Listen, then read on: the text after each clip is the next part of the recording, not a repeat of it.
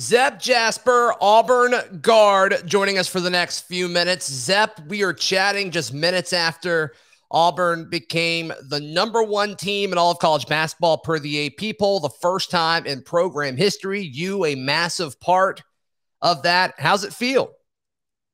It feels pretty good being #1, in college basketball. That's a dream come true. It's a great accomplishment in life. Just a lifetime goal. As a kid, you watch these type of games. You watch games. You watch teams at #1, #2, #3, and #4. But as a kid, I always dreamed of this, and I'm so happy for this moment. And the team, the players, the fans, the community. It's like we all need to embrace this because this don't happen, in lifetime. Being #1 has always been the goal for Auburn, and now that it's happened, let's keep the tradition going. Let's keep it moving. Let's keep moving forward. Let's keep winning games, and let's keep getting better. This just we climbed the ladder. This is the first part of the ladder. I still think we have more success to go, but it's very exciting being #1. Dream come true. Yeah, you guys already had a target on your backs. I mean, every time you guys have hit the road in conference play, folks have, they've gone for the Giants, and right now you guys are the Giants in the SEC. So now you guys have a pretty tough task as far as going on the road again to take on a Missouri team that has beaten some teams this year that a lot of people said that it could not beat this year. So how do you you get #1, Zep. How do you keep that mentality of still being hungry? Well, with this team, we just have to stay humble. Yeah. Biggest thing is, even though we #1, we have to look at it like we still not #1. Because, like I say, with the team we have, with the teams we're gonna play, we're gonna have a target on our back each game we play. Like we're gonna go play Missouri. Missouri is gonna come in high energy, maybe great fans, and they're gonna beat Auburn. That'll be their lifetime thing just to beat the #1 team in the country.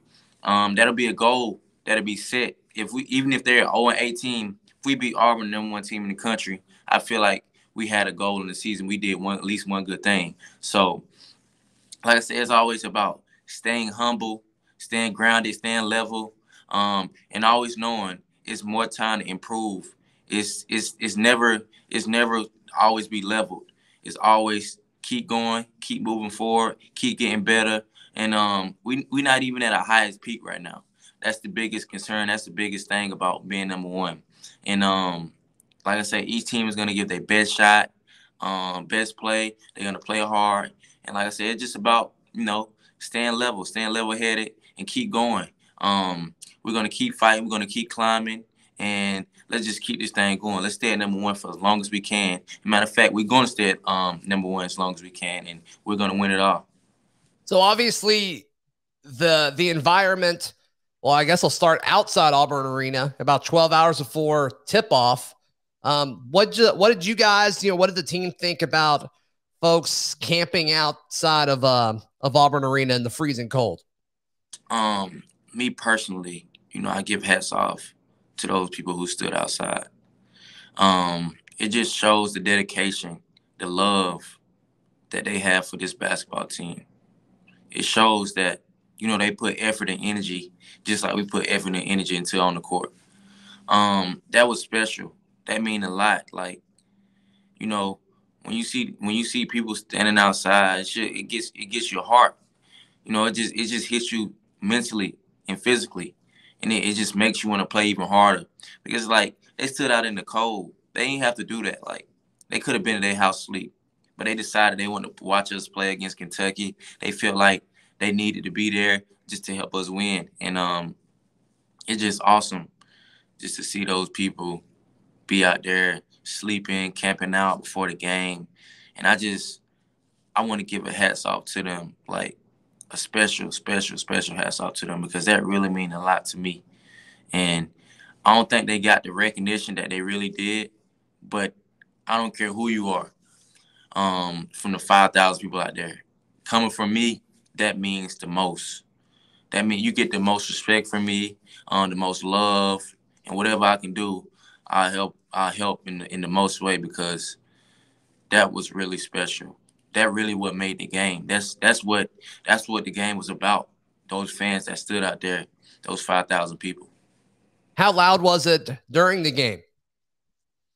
The intensity from 0 to 100, I probably say my value was on 100.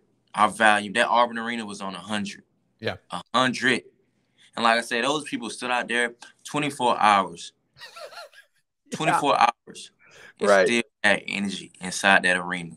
That shows what type of energy those fans had. And they had success just like us, how we had on the court. And that success helped us win that Kentucky game.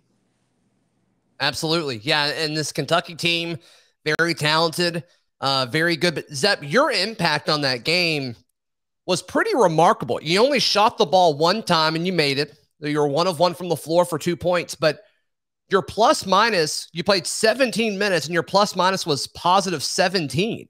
That's great. I mean, your impact around the basketball when you were on the floor has become something that we expect every single night. As far as, Auburn is a better team when you're on the floor. Is that stuff that you guys look at? Well, we look at plus minus. Yeah. Well, I know each teammate, each player, we all have different play styles and different, accolades we go to and different strengths. And for my strength, my strength is to, play hard, make sure I make the right plays, make sure I get the ball to the right people, take shots, take great shots. And I just go out there every game and tell myself, when you play hard, nothing can stop you. Mm-hmm. And that's what I try to do every game. I give it my all as soon as I get out there. I try to play as hard as I can. I don't want to let my coach down. BP, he don't let me down, so I never want to let him down. And I look at him like a father figure. I look at him like a guy that I never let down, and I never want to let BP down. So every time I get on that court, I make sure I give it my all. I give it my all with my heart and with my feet and with my soul. Zep, were you on the floor when Wheeler ran into Kessler and was down for a little bit? I was on the floor when that happened. Yeah. So that play has drawn a little bit of controversy due to Calipari had a quote. I'm going to read it to you. I'd love to hear your thoughts on this.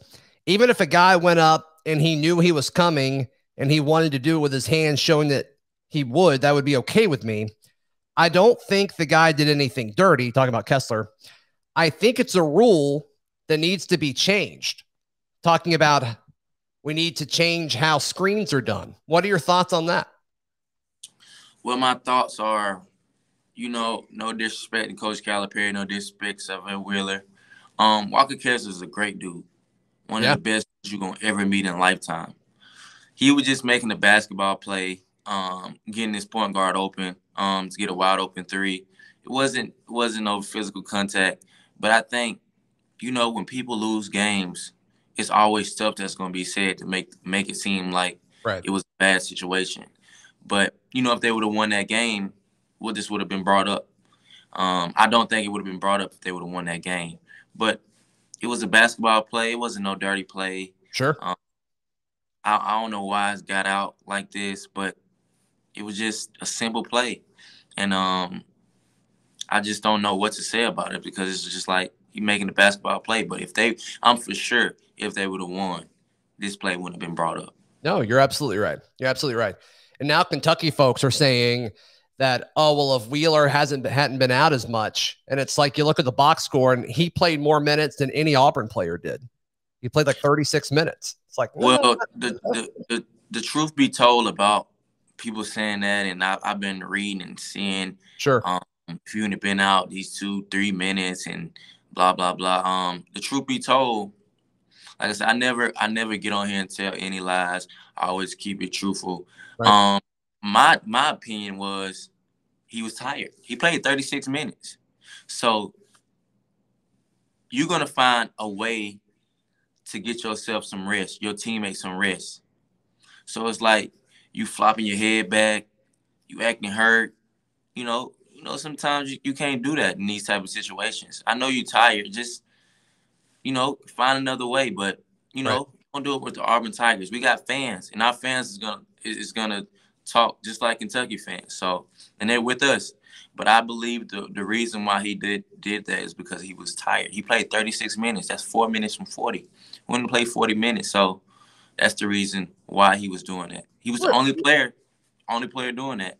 Right. Only player, because he plays the hardest on their team. So that shows he needed some type of rest. His team needed some rest. No, he's an aggressive player, so that totally makes sense. When something happens like that, and I would ask this with an athlete of any sport, when something happens like that, when your pride gets, I mean, it's got to hurt your feelings a little bit, right? I mean, a little bit of shot to your pride when you're on national TV and something like that happens to you. Is that ever a factor? It's really not a factor. Okay. Once the game get going and you feel the energy. Yeah. Like I said, it's just about, how hard you're really going on the court. Right. When you got great ideas, you got ways, and you already know ways to help yourself out. And you get those ideas. So you get ideas like that, it's going to work.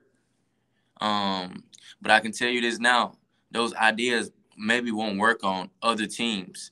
And it won't work on Auburn. I just wanted to tell the truth about that situation, how I felt about that situation. But that's exactly how I felt about that. And I don't think it should work like that. Like, right. It was just a screen, and and I guess he realized, the last 2-3 minutes that he couldn't help his team win because he didn't have no more in the tank. So, all respect to him, all respect to Coach Calipari.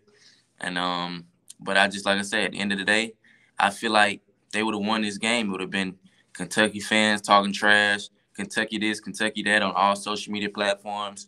Auburn ain't number one, Auburn ain't this, Auburn ain't that. And that play, guess what? It would have been out the picture. Nothing would have been said. It would have been, oh, the players this, these players ain't that good. They've been hyped, all this stuff. So that's the truth about that. Sure. No, I love it. I love the honesty. Thank you for that, Zep. Yeah, we talked briefly about you guys going up to Missouri, but then on Saturday, you guys take on Oklahoma, a team that Auburn doesn't typically play a whole lot in any sport. That's got to be something fun, right? As far as the SEC Big 12 Challenge, you get a little bit of a break from SEC play. How do you guys approach that? Well, we approach it just like any other game. Yeah. Oklahoma is a great team, well coached. I love the way they play defense. They switch 1 through 5. Great coaching. Big 12 basketball, big boy basketball. Big 12 is a great conference. Sure. I probably would say it's the second best conference in college basketball right now. And Oklahoma is gonna be ready to come in here and try to win and try to get the win. But we're gonna do our scout, prepare, and just don't take no game lightly. Take every game one at a time. Try to get the win. Try to stay at the number one spot and just keep going. Keep being humble. Let's just let this keep being a blessing. Like, it's a blessing for us. It's a lifetime long thing, and we're gonna always remember this. Being number one, it doesn't come easy. We worked for this. We was number 21 starting the season, and from being number 21 to go to number one, to be the first time in program history to be number one, it shows you what type of people we are and how hard we work to get here. Absolutely. Zep, thank you so much for your time as always, man. And best of luck until we chat again next week. No doubt, man. Appreciate you.